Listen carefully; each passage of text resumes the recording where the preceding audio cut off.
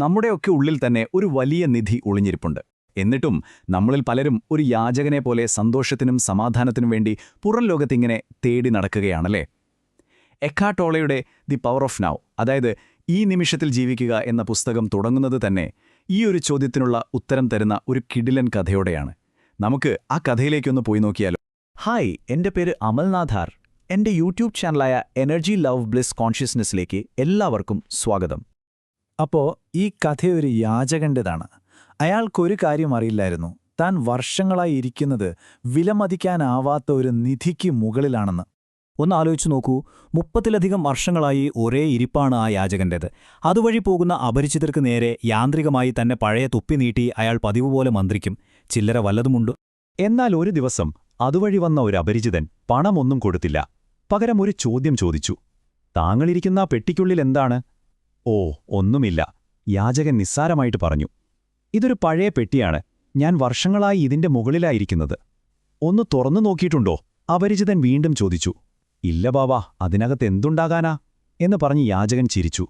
പക്ഷേ അപരിചിതൻ വിട്ടില്ല, നിർബന്ധിച്ചുകൊണ്ടേയിരുന്നു. ഒടുവിൽ അയാൾ ആ പെട്ടിയൊന്ന് ബലം പ്രയോഗിച്ച് തുറന്നു നോക്കി. അയാൾക്ക് വിശ്വസിക്കാനായില്ല. ആ പെട്ടി നിറയെ സ്വർണമായിരുന്നു. പക്ഷേ കഥ ഇവിടെ തീരുന്നില്ല. ശരിക്കും പറഞ്ഞാലേ കഥ ഇവിടെ തുടങ്ങുന്നതേയുള്ളൂ. കാരണം ഈ പുസ്തകത്തിന്റെ ഗ്രന്ഥകാരനായ എക്കാർട്ട് ടോളെ നമ്മളോട് പറയാണ്, നിങ്ങളോട് ഉള്ളിലേക്ക് നോക്കാൻ പറയുന്ന ആ അപരിചിതനാണ് ഞാൻ. പക്ഷേ ഏതെങ്കിലും പെട്ടിയുടെ അകത്തേക്കല്ല, മറിച്ച് നിങ്ങളുടെ ഉള്ളിലേക്ക് തന്നെ നോക്കാൻ. അപ്പോ എന്താണ് ഈ ഉള്ളിലെ നിധി? സ്വർണമല്ലെങ്കിൽ പിന്നെ എന്താണ് ആ യഥാർത്ഥ സമ്പത്ത്? ഇപ്പോൾ നിങ്ങൾ ചിന്തിക്കുന്നുണ്ടാവും, ഞാനൊരു യാചകനല്ലല്ലോ എന്ന്, അല്ലേ? എന്നാൽ ടോളയുടെ കാഴ്ചപ്പാടിൽ ഉള്ളിലെ യഥാർത്ഥ സമ്പത്ത് കണ്ടെത്താത്ത ആരും പുറമേ എത്ര വലിയ കോടീശ്വരനാണെങ്കിലും ഒരു തരത്തിൽ ആ യാചകനെ പോലെ തന്നെയാണ്. നമ്മൾ സന്തോഷത്തിനും സംതൃപ്തിക്കും വേണ്ടി എപ്പോഴും പുറത്തേക്കാണ് നോക്കുന്നത്, അല്ലേ? മറ്റുള്ളവരുടെ അംഗീകാരം, കുറച്ച് സന്തോഷം, സ്നേഹം, ഇതിനൊക്കെ വേണ്ടി. എന്നാൽ യഥാർത്ഥ നിധി ഉള്ളിലാണ്. അതാണ് നമ്മുടെ ഉണ്മയിൽ നിന്ന് വരുന്ന ആഴത്തിലുള്ള ആനന്ദം. പുറത്തുള്ള ഒന്നിനും ഒരു ചുക്കും ചെയ്യാൻ കഴിയാത്ത അചഞ്ചലമായ ശാന്തി. ഭൗതികമായി നമ്മൾ നേടുന്ന എന്തിനേക്കാളും എത്രയോ വിലപ്പെട്ട നിധിയാണിത്. ടോളയുടെ പുസ്തകത്തിലെ 100% ഉറപ്പുള്ള ഒരു വാദമാണിത്. ഭൗതിക സമ്പത്തല്ല, നമ്മുടെ ഉള്ളിലെ ഈ ആനന്ദവും ശാന്തിയുമാണ് യഥാർത്ഥ ധനം. ഈ ഉള്ളിലുള്ള നിധിയെ നമുക്ക് ചൈതന്യം അല്ലെങ്കിൽ ദൈവീകത എന്നൊക്കെ വിളിക്കാം. പക്ഷെ എന്താണിത്? എങ്ങനെയാണ് നമ്മൾക്കിത് അനുഭവിക്കാൻ കഴിയുക? ഇവിടെയാണ് നമ്മളെ അത്ഭുതപ്പെടുത്തുന്ന ഒരു നിർവചനം ടോളെ നൽകുന്നത്. ദൈവികത എന്നത് നമ്മുടെ ശക്തിയല്ല, മറിച്ച് അബലതയുടെ ബലമാണ്. അതായത് നമ്മുടെ നിയന്ത്രണങ്ങളെയൊക്കെ വിട്ട് പൂർണ്ണമായി നമ്മൾ സമർപ്പിക്കുമ്പോൾ നമ്മളിലേക്ക് ഒഴുകിയെത്തുന്ന ഒരു ശക്തിയാണത്. അത് നമ്മൾ നേടിയെടുക്കുന്ന ഒന്നല്ല, അത് നമ്മളിൽ സംഭവിക്കുന്നതാണ്. ഈ ഉള്ളിലെ ചൈതന്യത്തെ അനുഭവിക്കാൻ വെറും 2 ഗുണങ്ങൾ ആവശ്യമാണെന്നാണ് ടോളെ പറയുന്നത്. 1, പൂർണ്ണമായ സത്യസന്ധത. 2, നിഷ്കളങ്കത. ശരിക്കും പറഞ്ഞാൽ ഒരു കൊച്ചുകുഞ്ഞിനെ പോലെയാവുക. ഈ പുറമേയുള്ള സമ്പത്തും ഉള്ളിലുള്ള സമ്പത്തും തമ്മിലുള്ള വ്യത്യാസം കാണിക്കാൻ ശക്തമായ വേറൊരു കഥയുണ്ട്.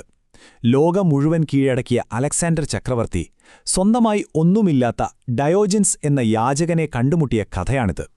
ലോകം മുഴുവൻ തന്റെ കാൽ കീഴിലാക്കിയ അലക്സാണ്ടർ ചക്രവർത്തി അധികാരത്തിന്റെയും അഹങ്കാരത്തിന്റെയും കൊടുമുടിയിൽ നിൽക്കുകയാണ്.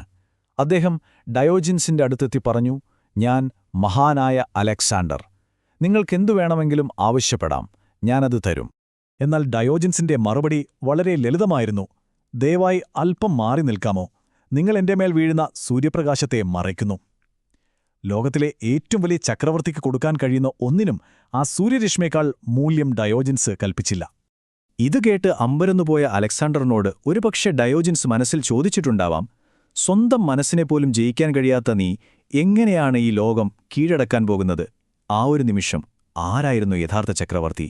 യാചകനായ ഡയോജൻസ്. കാരണം അദ്ദേഹത്തിന്റെ സമ്പത്ത് ഉള്ളിലായിരുന്നു.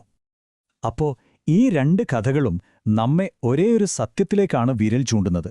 നമ്മുടെ ഉള്ളിലെ നിധി കണ്ടെത്താനുള്ള വഴി ഒന്നേയുള്ളൂ, ഈ നിമിഷത്തിൽ ജീവിക്കുക. എപ്പോഴും ഓർത്തുവെക്കേണ്ട ഒരു കാര്യമാണിത്. നിങ്ങളുടെ ഉള്ളിലുള്ള ആ ചൈതന്യം, ആ കോൺഷ്യസ്നസ്, അതാണ് ഏറ്റവും വലിയ നിധി. പുറം ലോകം നമുക്ക് തരുന്ന എന്തിനേക്കാളും എത്രയോ വിലമതിക്കാനാവാത്ത സമ്പത്താണത്. ഈ നിധി നമ്മൾ കണ്ടെത്തുമ്പോഴാണ് നമുക്ക് യഥാർത്ഥത്തിൽ അചഞ്ചലമായ ശാന്തിയും ഉള്ളിൽ നിന്ന് വരുന്ന ഒരുതരം തിളക്കമുള്ള ആനന്ദവും അനുഭവിക്കാൻ കഴിയുന്നത്. ആ നിധി കഴിഞ്ഞുപോയ കാലത്തിന്റെ ഓർമ്മകളിലോ വരാനിരിക്കുന്ന ഭാവിയെക്കുറിച്ചുള്ള ആശങ്കകളിലോ അല്ല ഒളിഞ്ഞിരിക്കുന്നത്. അത് കണ്ടെത്താൻ ഒരേ ഒരു സ്ഥലമേ ഉള്ളൂ, ഈ നിമിഷം. ഇതാണ് ദി പവർ ഓഫ് നൗ എന്ന പുസ്തകത്തിന്റെ കാതൽ. അപ്പോ എന്റെ ചോദ്യം ഇതാണ്. പുറമെയുള്ള ഈ തിരച്ചിലുകളൊക്കെ ഒരു നിമിഷത്തേക്കൊന്ന് നിർത്തിവെച്ച് നിങ്ങളുടെ ഉള്ളിലേക്ക് നോക്കിയാൽ എന്ത് നിധിയായിരിക്കും നിങ്ങളവിടെ കണ്ടെത്തുക? ഈയൊരു വിശകലനം കണ്ടതിന് ഒരുപാട് നന്ദി. ദൈവം നിങ്ങളെ എല്ലാവരെയും അനുഗ്രഹിക്കട്ടെ.